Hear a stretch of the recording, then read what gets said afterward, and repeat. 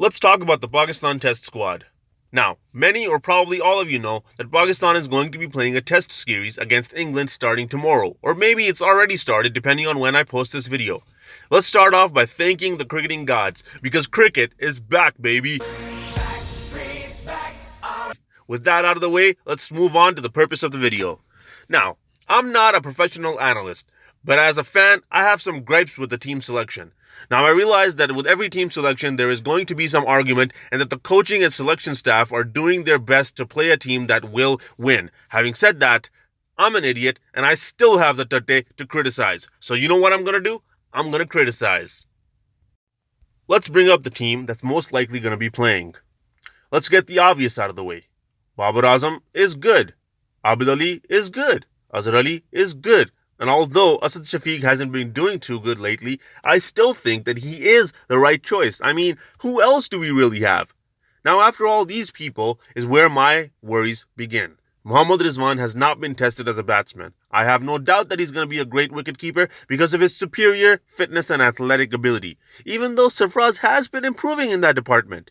However, is Rizwan going to be an asset as a batsman? He is going to need to be on his A game because he is coming in at number 6 instead of his usual spot at number 7. But after Rizwan is when the real worries begin.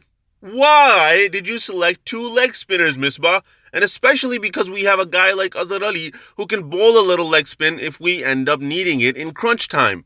Pakistan's batting department is not great and Misbah has gone with 6 bowlers. And I get it. Go with your strength, which is bowling. But the thing is, we haven't been strong in the bowling department lately either. Muhammad Ahmed has retired, and since then we've been searching for mainstays in our test team. Shaheen Shah has been doing great, but that's it. Naseem is new and not very experienced. He is most likely going to leak a lot of runs, which our batting lineup is not going to make up. However, Muhammad Abbas is a great selection. Misbah really used his head with this one. Abbas is going to dry up the runs, especially if it's a dry wicket like Misbah has been saying. Misbah said that he chose 2 leg spinners because of how Rakeem Cornwall and Roston Chase performed. But keep in mind that West Indies still lost the series. Clearly, the first test win was sort of a fluke, with cricket being on a layoff and everything.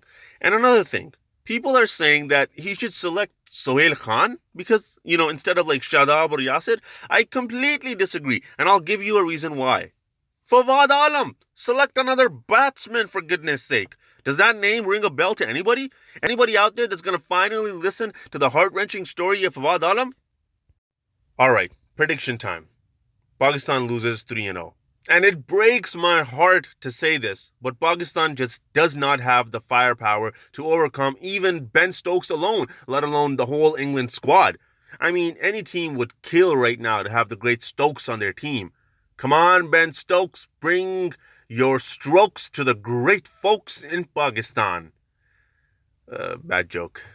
Anyways, at this point, I think that Pakistan have a better batting lineup with the addition of Fawad Alam than they do a bowling lineup.